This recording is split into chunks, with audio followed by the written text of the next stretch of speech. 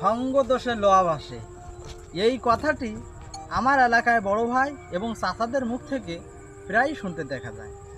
আমি অন্যের কথাই নাই বললাম, আমার নিজের কথাই বলি। আমি ব্রাহ্মণবাড়িয়ায় একটি কাজে গিয়েছিলাম এবং আমরা পাশাপাশি 2টা রুমে 7 জন করে 14 জন লোক থাকতাম।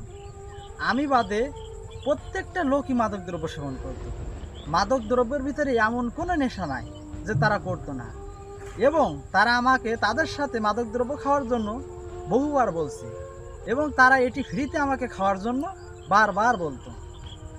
আমি আমার নিজের বুকের উপরে হাত রেখে বলতে পারি যে মাদকদ্রব্য তো দূরের কথা, আমার এই 2 ঠোঁট দিয়ে আমি কখনো বিড়ি পর্যন্ত স্পর্শ করাই। ওই আমারও তো স্কুল কলেজের ফ্রেন্ড সার্কেল ছিল, আর এখনও আছে। আমি তো এখনও ছাত্র।